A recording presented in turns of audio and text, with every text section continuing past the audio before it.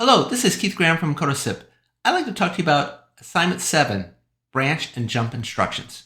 Now let's first define branch. Branches are conditional changes to the program flow supporting C instructions such as if statements and for and while loops. Now, the branches are once again conditional and they're doing some type of comparison such as less than, greater than, equal, or less than and equal, or greater than and equal. They are a conditional change of program flow.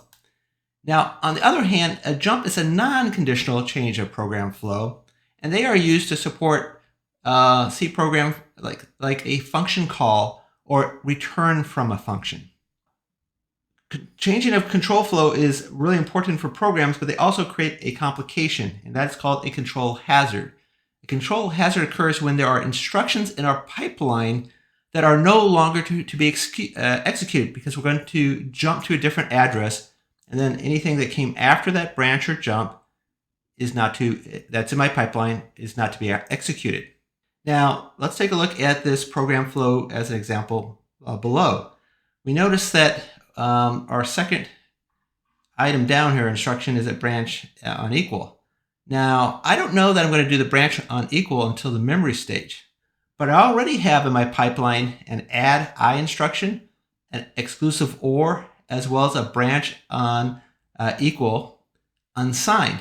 Now, if I take that branch, I have three other instructions that are currently in my pipeline. I have to not execute them. The first two, the add I, which is in the execute stage, I need to insert a no-op bubble. And so I'm going to insert a no-op so that the next clock cycle where the add I would finish its execution or move into the memory stage, I'm going to change that from an add I to a no-op. My exclusive OR, which is in the ID stage, instead of the exclusive OR going to the execute stage, it will be a no-op. I do have time to change the fetch request from the branch unsigned equal to my target branch address. So I'll be making those changes. So you'll be learning how to implement these in the 5-stage pipeline. Now, the pipeline register is a special class of register where it has two additional inputs, a clear input and a stall input. Now, we're going to be using the clear input to handle our control hazard. The clear function will be used to insert a no bubble. Now, if we remember, all our control signals are assertive when they are high or 1. So if we assert them to or deassert them to 0 or make them false, then that control function will not occur. For example, regwrite, if it's a 1 or asserted, the value will be written to the register file. But if we make it a 0, then it will not write to the register file. So by making all the outputs of a pipeline register 0, we're effectively making it a no-op.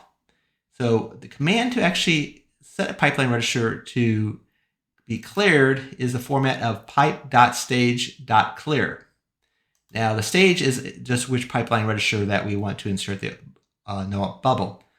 From the previous graph, we want to set the no-op bubble at the ID to EX pipeline stage to be a no-op bubble. So we would need the pipe.IDEX.clear as well as the EX mem. So you'll be learning how to use these in this assignment to handle control hazards.